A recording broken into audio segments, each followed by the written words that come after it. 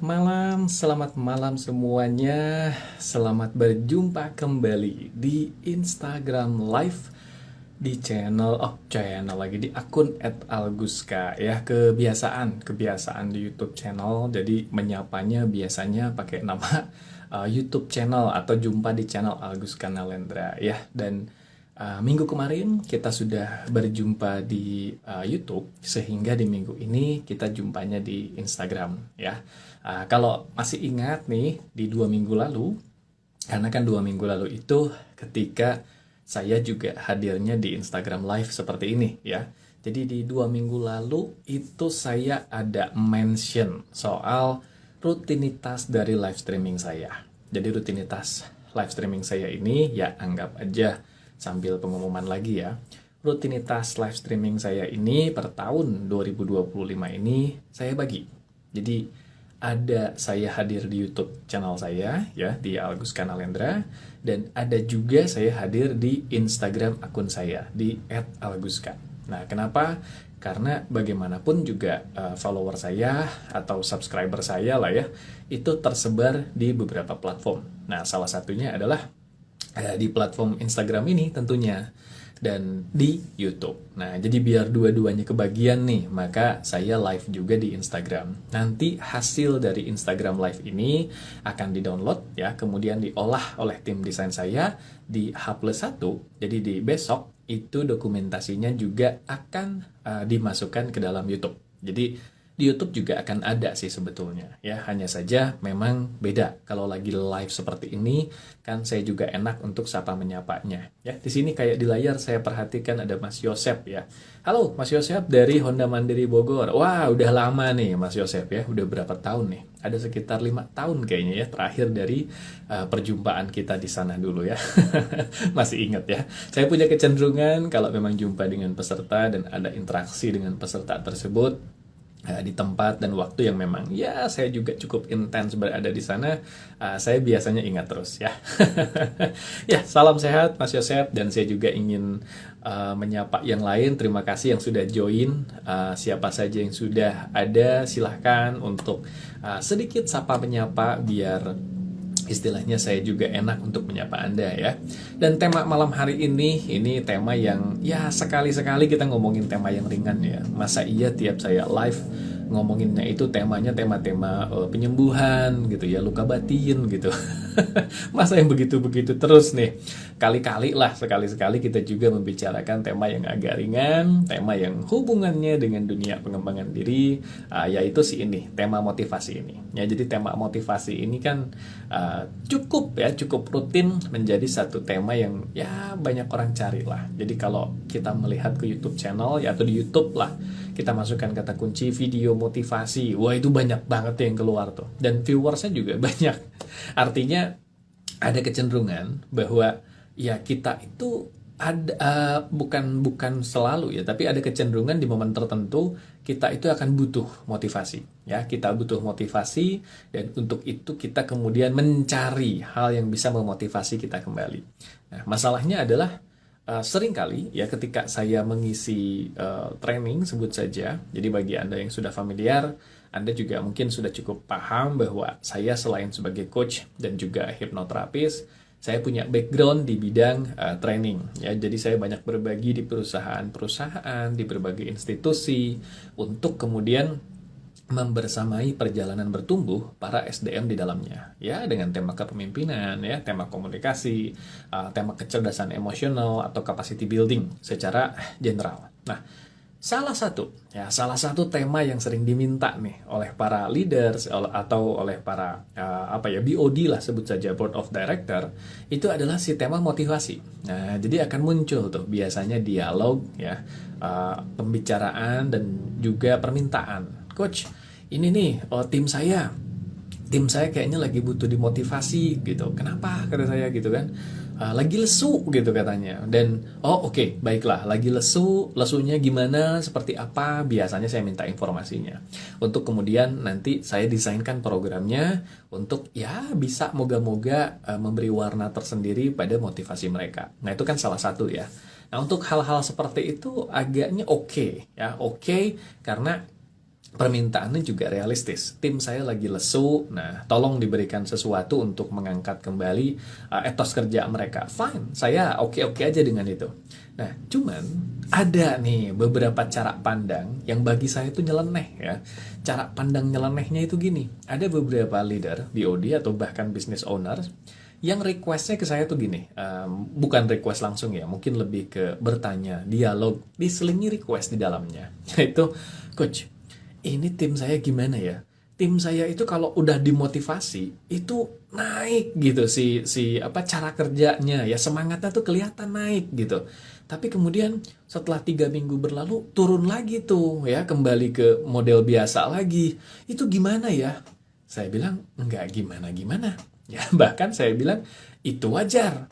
Jadi saya seringkali juga perlu membangun cara pandang di dalam para pendengar ini atau di dalam orang-orang yang sedang berdiskusi dengan saya ini seputar si motivasi ini. Nah, jadi ada beberapa cara pandang yang bagi saya nyeleneh tadi di kalangan para leaders, para business owners atau para BOD yang punya harapan yang nggak realistis. Nah, harapan yang nggak realistisnya itu apa? Yang tadi saya ceritakan. Gimana caranya biar setelah mendapatkan program motivasi yang saya bersamai, itu semangat terus tuh gitu. Saya bilang, Pak, Bu, dari awal aja permintaan Anda udah nggak realistis. Nah, ini seringkali saya luangkan waktu nih untuk mengedukasi gitu. Jadi para leaders atau para business owners yang memang punya request atau punya ekspektasi, gimana caranya biar tim saya ini atau SDM saya ini dimotivasi dan langgeng. Saya bilang, langgeng gimana? Ya terus gitu, semangatnya terjaga. Itu saya antara ketawa dan miris ya gitu. Kenapa? Karena sebetulnya tanpa disadari gitu, para leader, business owners atau para BOD ini yang punya request seperti itu, mereka sendiri sedang menjelaskan ya kenapa timnya nggak termotivasi. Mereka sendiri dengan sikap dan ucapan itu sudah menjelaskan kenapa timnya nggak termotivasi, karena mereka sendiri nggak menjalankan perannya sebagai seseorang yang hendaknya memberikan motivasi itu pada timnya. Nah, ini yang seringkali saya temukan. Jadi ada banyak orang yang di posisi kepemimpinan yang membersamai tim yang dipimpinnya, yang pinginnya itu ya mohon maaf ya, mungkin agak-agak saklek gitu saya ngomongnya, yang pengennya itu ya ambil gampangnya aja, take it easy-nya aja. Yaitu gimana? Ya kalian kalau udah dimotivasi, motivasi dong terus ya, termotivasi terus gitu, jangan kendor lagi. Ya kadang saya bertanya, terus Pak, Bu, fungsi Anda sebagai pemimpin apa? Ya, fungsi Anda sebagai pemimpin apa? Kan tim Anda sudah termotivasi, terus kinerjanya juga jadi terbawa semangatnya. Terus Anda ngapain? Kata saya gitu. Ya, kita kan nanti tinggal ini itu. Jawabannya mungkin terdengar logis ya. Tetapi di sini sebetulnya pesan tersirat yang saya tangkap adalah mereka sendiri sebetulnya masih punya dalam tanda petik rasa malas yang menjadikan mereka sendiri juga tidak sepenuhnya secara konsisten memotivasi timnya. Sehingga mereka mencari cara shortcut jalan pintas gimana biar timnya terus termotivasi. Nah, ini kan sebetulnya cuma pengen mindahin tanggung jawab ya. Mindahin tanggung jawab ke sosok lain, moga-moga dengan bantuan sosok ini timnya terus termotivasi. Nah, di sini saya seringkali remind mereka, Bapak, Ibu, yang namanya motivasi itu bagi saya ya itu sama dengan kalau kita punya tenaga ya yang didapat dari makan. Nah, jadi ilustrasi yang sering kali saya bangun adalah, Pak, Bu, memang ada ya orang yang habis makan 1 kali aja cukup. Nah, setelah itu dia nggak perlu makan lagi seumur hidup. Menurut Bapak atau Ibu itu make sense nggak? Wajar nggak? Nah, jawabannya sudah ketebak. Nggak mungkin kan? Nggak masuk akal kan? Nah, sehingga yang namanya motivasi itu sama dengan makan. Ia bukan sesuatu yang ya harapannya ceritanya ikut satu program motivasi gitu. Setelah ikut kemudian udah kesananya motivasinya akan ada terus. Nggak gitu juga ya. Motivasi itu ya persis kayak tenaga dari makan tadi. Ya kita perlu makan lagi kan. Kita perlu makan lagi, kemudian dari makan ini kita pakai energinya, kita makan lagi, kita pakai lagi. Nah, sama seperti itu. Jadi si motivasi ini sendiri menjadi semacam ya, menjadi sebuah daya yang kita dapatkan, yang kita gunakan lah untuk kemudian beraktivitas, sehingga daya itu perlu kita isi lagi. Nah, cuman ada cumannya. Ternyata ada gitu 5 hal yang saya temukan.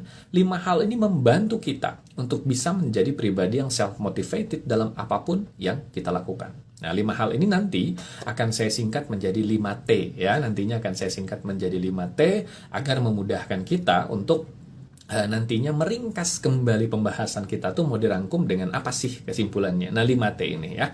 Kalau untuk Instagram Live sebentar, sampai saya lihat jam juga sudah berapa lama ya. Oh, baru 10 menit. Saya menargetkan untuk Instagram Live nggak terlalu lama. Harapannya 20 menit itu sudah selesai. Ya, mungkin 30 menit lah maksimum gitu. Saya pingin apa ya, namanya itu membangun satu momen di mana message itu disampaikan dengan cara yang ringkas aja. Harapannya begitu. Setelah disampaikan, kalau nanti ada pertanyaan ya monggo kita bisa diskusi, kita bisa saling sharing-sharing ya di forum live ini mumpung lagi live. Dan setelahnya pun kalau Anda pengen lihat ulang ya lihat aja di archive atau di arsip live yang akan tersimpan di akun Instagram saya ini ya. Nah, kembali ke yang tadi dulu nih. Sehubungan dengan motivasi ini biasanya si motivasi ini nanti akan berhubungan dengan konsistensi. Nah, konsistensi yang bagaimana?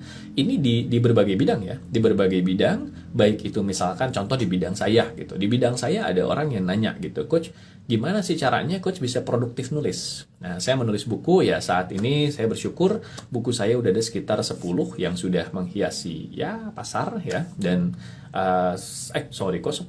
11 ya harusnya ya. 11 harusnya. Sebentar, 11 tambah 6. Iya, 11. Ada 11 buku saya yang sudah mewarnai pasar, yang sudah publish ya. Jadi yang nggak dipublish ya memang hanya untuk kalangan sendiri juga ada. Cuman yang 11 itu memang dipublish secara resmi. Dan di tahun ini saya masih punya target lagi mengeluarkan sekitar 4-5 buku lagi. Harusnya 5 buku sih. Ya, karena tahun kemarin itu harusnya 4 buku, cuman jadi 3. Nah, sehingga ya ada satu PR di tahun ini menjadi 5 buku, dan di tahun 2026 4 buku lagi, sehingga diniatkan tahun 2026 itu sudah ada 20 buku saya yang memang terbit. Nah, itu harapannya kan begitu gitu ya. Nah, orang bertanya ke saya gitu, beberapa teman terutama di bidang ini yang suka menulis, yang kemudian bertanya, Coach, kok bisa produktif menulis? Kok bisa terus bersemangat atau terus termotivasi untuk menulis? Saya bilang, ya karena saya melakukan si tahapan 5T yang saya mau bagikan malam ini gitu ya. Si 5T ini saya lakukan di bidang menulis ini. Dan di bidang-bidang lain apapun yang sebetulnya saya jaga konsistensinya, si 5T ini saya lakukan. Nah, sama Anda juga nih. Jadi konteks dari motivasi yang kita bahas di malam hari ini adalah hubungannya dengan konsistensi. Dengan kesungguhan kita untuk kemudian menjalankan suatu hal dengan sungguh-sungguh dan konsisten. Nah, jadi apapun ya, mau nantinya Anda motivasi ini di konteks olahraga, di konteks makan yang sehat, di konteks pekerjaan, di konteks apapun itu. Jadi konteksnya silahkan Anda pilih sendiri. Tapi di berbagai konteks itu, bukankah pada akhirnya kalau pingin konteksnya excellent, ada konsistensi yang harus terlibat di dalamnya. Nah, bagaimana cara menjaga konsistensi ini? Yaitu ya dengan motivasi yang terus ada ya. Sehingga si kunci untuk terus termotivasi yang disingkat menjadi 5T ini, inilah yang ingin saya bagikan di malam hari ini. Ya, jadi yuk kita langsung aja karena sudah 10 menit ya kelihatannya. Ya, sudah 10 menit. Jadi kita langsung aja masuk ke si 5T ini. Nah, bagaimana sih untuk terus termotivasi? Si kuncinya ya saya membagi T yang pertama. T yang pertama itu adalah temukan alasan kuat. Nah, T yang pertama ini mutlak sekali gitu karena ada sebuah kalimat mutiara yang kurang lebih kalau diterjemahkan, kalau kamu menemukan kenapa, kamu akan menemukan bagaimana. Jadi ya bahasa Inggrisnya mungkin if you find the why, you will find the how. Jadi orang tidak perlu bertanya ke saya gitu, Coach bagaimana caranya Coach bisa terus termotivasi untuk terus menulis? Karena saya tahu why-nya saya. Ya, saya tahu reason-nya saya menulis itu apa. Saya tahu alasan kuat yang membuat saya menulis itu apa. Saya punya sebuah alasan yang bagi saya alasan itu membuat saya harus ya, jadi mengharuskan diri saya. Nah, bukan mengharuskan secara negatif karena kesannya kepaksa kan. Kalau ini enggak, saya mengharuskan diri saya karena ada reason yang saya perjuangkan. Nah, si keharusan ini saya bangun dari mana? Ya dari tadi dengan saya menyadari reason-nya saya, why-nya saya gitu. Nah, sehingga siapapun Anda yang memang sedang ingin menjaga konsistensi di bidang apapun yang Anda lakukan, yang ingin terus termotivasi, coba deh. Sebelum nanti bertanya bagaimana caranya termotivasi, temukan dulu jawaban kenapa saya harus termotivasi. Kenapa saya harus konsisten di bidang ini. Artinya, kalau saya nggak lakukan, emang kenapa? Nah, jawaban itu gimana nih ya? Kalau hal itu saya nggak lakukan, emang kenapa? Ada konsekuensi apa? Atau kalau saya biasanya mengatakan ada potensi dan konsekuensi apa? Kalau potensi itu kan hal positif. Kalau konsekuensi itu hal yang kurang baik lah, hal negatif sebut saja ya. Jadi kalau hal ini saya lakukan, potensinya apa? Hal positifnya apa yang saya dapatkan? Kalau enggak saya lakukan, maka konsekuensinya apa? Hal negatifnya apa? Nah, kalau ternyata dua-duanya nggak ada, ya kita sudah ketemu jawabannya. Kenapa motivasi kita rendah? Ya, karena motivasi ini sendiri ya kita ambil aja si apa asal katanya si motifnya itu gitu kan, motivasi motif gitu. Ambil aja motifnya ini. Ya kalau motifnya ini nggak kuat, motifnya ini nggak apa ya namanya nggak menggerakkan dari dalam, tidak kuat why-nya, ya jangan heran kalau hanya hitungan waktu seiring waktu berjalan dia akan turun lagi gitu ya. Nanti dia akan mulai diganggu oleh berbagai excuse atau alasan-alasan untuk kemudian meninggalkan hal yang sedang kita lakukan. Jadi satu ya, temukan alasan kuat. Temukan dulu alasan kuatnya. Alasan kuatnya nggak ada, ya udah nggak usah ngarep motivasinya awet ya. Itulah dia T yang pertama ya. T yang kedua adalah terjemahkan jadi rutinitas.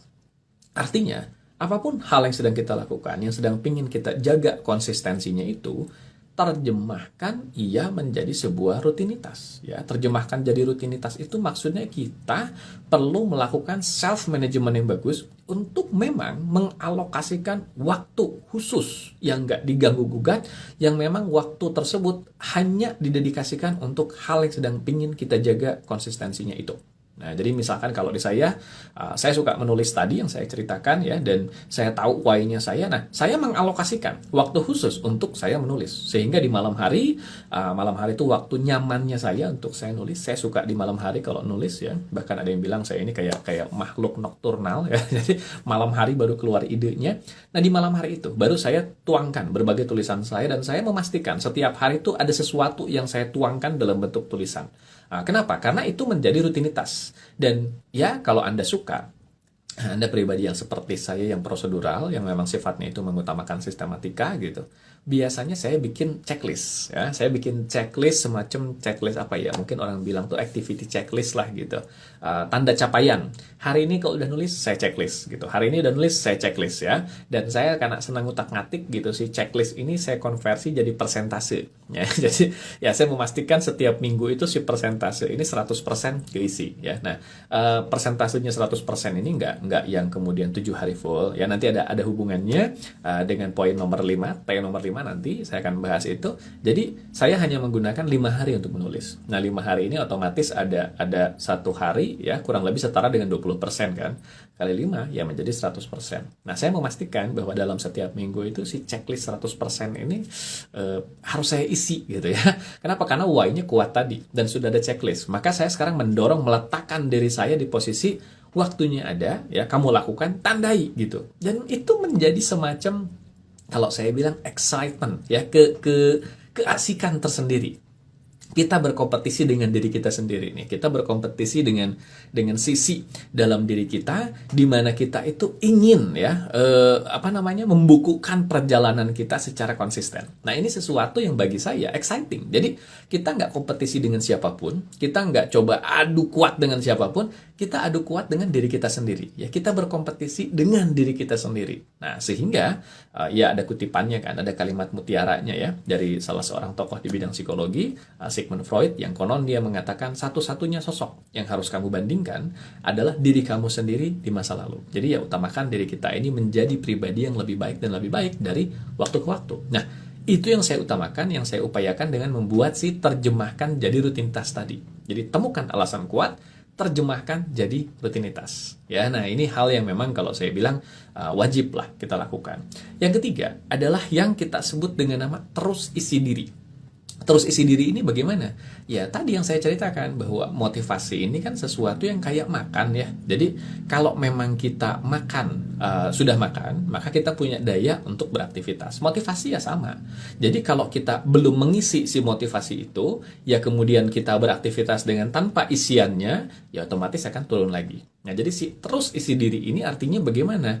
Jadikan hal yang memang sedang kita lakukan itu menjadi sebuah kesukaan ya, menjadi sebuah kesukaan yang membuat kita itu kayaknya saya senang banget hal yang satu ini gitu. Dan itu kita jadikan trending topic. Nah, kayak saya suka menulis dan saya suka menuliskan menjadi buku, maka hal itu saya libatkan dalam keseharian. Ya, ketika saya berbicara dengan orang lain, saya berbicara dengan sesama rekan sejawat, topik menulis ini saya bawa. Untuk apa? Untuk mengingatkan kita atau mengingatkan saya pribadi agar saya punya hal penting. Kan ingat, T ke-1-nya sudah ada, temukan alasan kuatnya sudah ada. Ya, maka saya terus ingat kembali dengan T ke-1 saya, si alasan kuat saya untuk terus menulis. Nah, jadi terus isi atau terus makan ya, kalau secara fisik literal tuh terus makan gitu kan biar ada energinya. Ya sama, terus isi motivasinya biar ada energinya. Nah, si terus isi diri ini akan berhubungan dengan T yang keempat.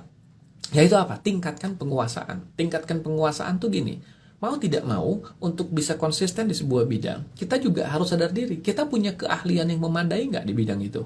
Keahlian yang memadai itu maksudnya sesuatu yang membuat kita merasa nyaman mengerjakan itu. Nah, terus tingkatkan penguasaan ini artinya adalah kita memang dengan sengaja menjadikan hal yang sedang kita jalani itu sesuatu yang kita menjadi expert, menjadi ahli di bidang itu. Saya suka nulis, ya saya mencoba menjadi ahli di bidang ini. Ya meskipun ahli itu relatif kata orang-orang di luar sana, tapi saya melihat kemampuan saya dulu dengan sekarang ada peningkatan. Nah, jadi tingkatkan penguasaannya. Hal itu membuat yang sedang kita jalani menjadi lebih fun. Nah, sekarang nih, sebelum kita masuk ke T yang kelima ya, kita ambil T4 dulu nih. 4T tadi ini nih. 4T ini kita ambil saja contohnya di bidang penjualan. Ya, karena banyak klien saya bergerak di sales, di penjualan gitu. Nah, bagaimana para penjual ini bisa jadi termotivasi terus? Yang paling pertama, temukan alasan kuat. Alasan kuatnya apa? Untuk mereka achieve target itu apa? Ada nggak alasan kuatnya? Kalau alasan kuatnya nggak ada, ya jangan harap gitu penjualannya bagus ya. Itu di konteks penjualan. Langsung aja kita libatkan konteks satu lagi. Misalnya mereka yang sedang pengen melangsing, ya pengen melangsing, pengen ya memperkecil ligar tubuh kayak atau apalah gitu ya, pokoknya melangsing gitu. Temukan alasan kuat. Kenapa saya harus melangsing? Kenapa saya perlu melangsing?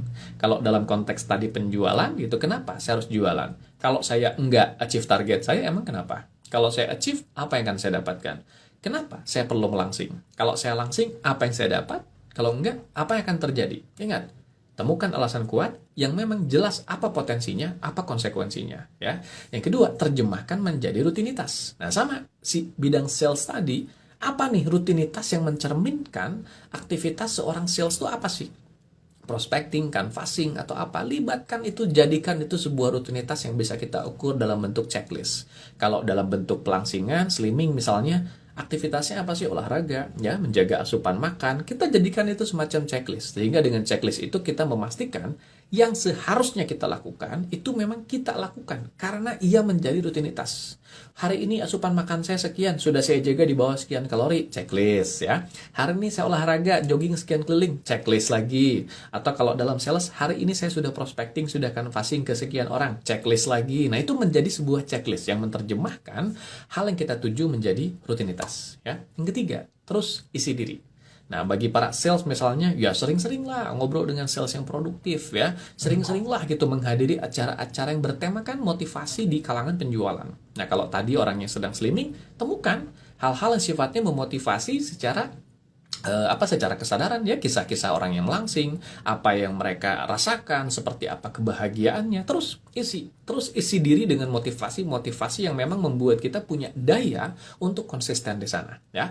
Nah, yang keempat, tingkatkan penguasaan. Jadi kalau si sales tadi, ya tingkatkan penguasaannya dong, jadi sales yang expert ya, jadi sales yang memang menguasai banget lika-liku penjualan dibanding sales lain, menjadikan penjualan itu seni art ya. Kalau yang slimming tadi ya menjadi expert di bidang nutrisi misalnya, atau di bidang di bidang pelangsingan atau di bidang wellness ya. Kita menjadi seseorang yang memang punya kapabilitas yang bagus di sana. Sehingga selain kita memang termotivasi, kita punya keahlian yang bagus, maka kita juga suka sama bidang itu. Ya, motivasi itu akan muncul sendiri, terjaga sendiri di situ ya. Dan yang terakhir teman-teman yang juga menjawab kenapa saya menulis hanya misalkan 5 hari dalam seminggu ya. Kenapa? Karena yang terakhir adalah tinggalkan sejenak. Tinggalkan sejenak itu artinya apa? Ya, apapun yang sedang kita lakukan ya, apapun yang memang sedang kita jaga konsistensinya, motivasinya, kita semua punya titik jenuh. Ya, kita semua punya titik burnout. Nah, jadi dengan kita meninggalkan sejenak, kita memberi jeda, memberi ruang pada diri kita untuk beristirahat, untuk ya melepaskan kejenuhan ya, karena sesuka-sukanya Anda sama satu makanan, kalau tiap hari sehari 3 kali lama-lama kan bosan juga kan. Nah sama kayak gitu, jadi apapun yang sedang kita lakukan ya mentang-mentang lagi pengen termotivasi, lagi pengen konsisten, jadwalnya bener-bener kalau orang Sunda bilang tuh diedankeun ya, jadi betul-betul diedanin, betul-betul jadwalnya yang dipadatin banget ya, bagus sih bagus gitu, tapi antisipasi kemungkinan untuk kita juga burnout ya, antisipasi kemungkinan untuk kita bosan atau jenuh. Nah, jangan sampai itu terjadi gitu. Makanya tinggalkan sejenak ya. Ada hal-hal yang memang kita juga perlu ya kalau orang bilang mungkin me time dulu ya, atau lupakan sejenak kemudian lakukan aktivitas hobi kita yang membuat kita lebih fresh lagi. Nah, itulah dia ya, sudah 20 menit kayaknya sudah berlalu di live streaming kita kali ini. Jadi kurang lebih ada 5 ya kunci untuk terus termotivasi tadi, teman-teman sekalian. Saya rekap dulu, semoga ini bisa menjadi manfaat untuk Anda ya. Jadi ilustrasi yang sering kali saya katakan, motivasi ini tidak ubahnya sebuah daya yang kita gunakan untuk kemudian menjalankan satu hal, dan kalau ada motivasi di dalamnya, hal itu bisa konsisten dan bisa bagus kualitasnya. Nah, motivasi ini mirip dengan makan ya, karena dia menjadi sebuah daya. Kalau asupannya nggak ada, ya dayanya nggak ada. Ya sama dengan makan ya. Gimana sih orang makan? Kalau makanannya nggak ada, ya dia nggak makan, dia suruh aktivitas kan capek juga ya.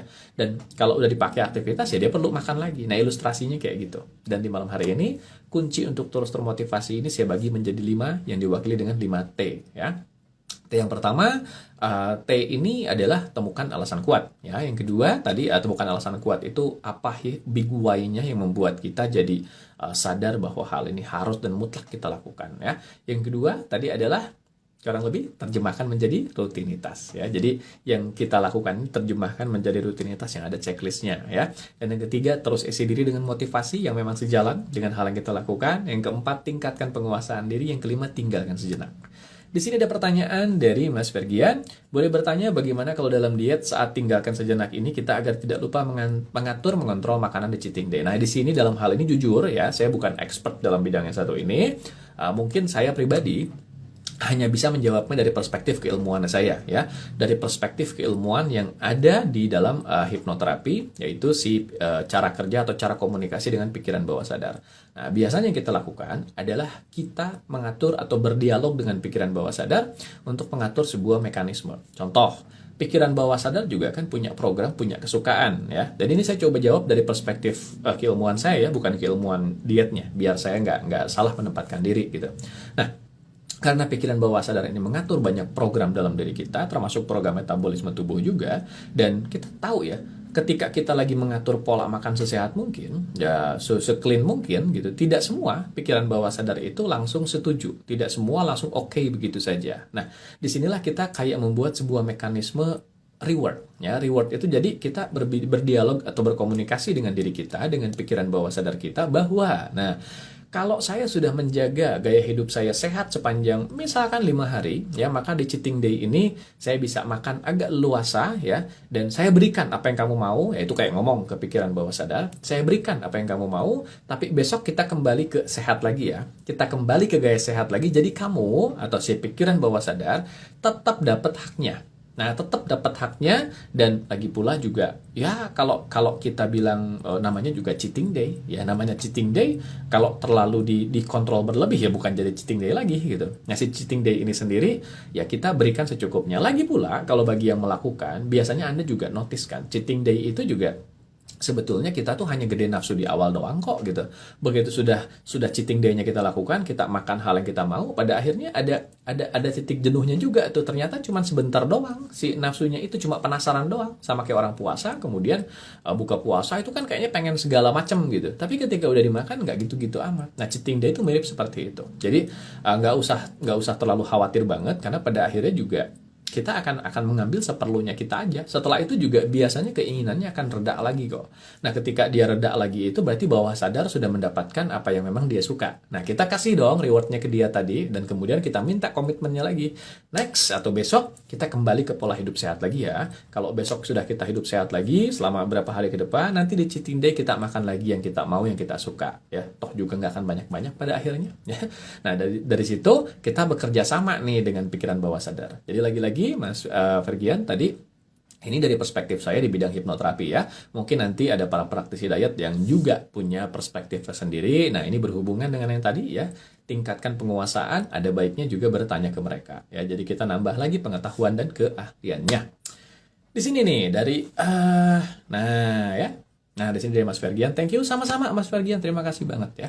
Dari Mas Yosef, bentuk motivasi apa yang bisa buat tim sel tetap on the track? Ya, sama kayak yang tadi Mas Yosef ya, kembali ke 5 hal tadi itu. Jadi si tim sales ini kira-kira apa sih reasonnya, big why-nya mereka tuh harus ketemu per orang loh ya. Jadi sebagai seorang leader, nah Mas Yosef karena leader di bidang sales ya, tanya para salesnya ini apa gitu reasonnya mereka per orang, mereka tuh punya reason apa, big why apa untuk achieve target, ada nggak? Kalau nggak ada dari awal, udah ya, nggak usah ngarep mereka jalan bergerak, karena mereka jalan bergeraknya kepaksa gitu.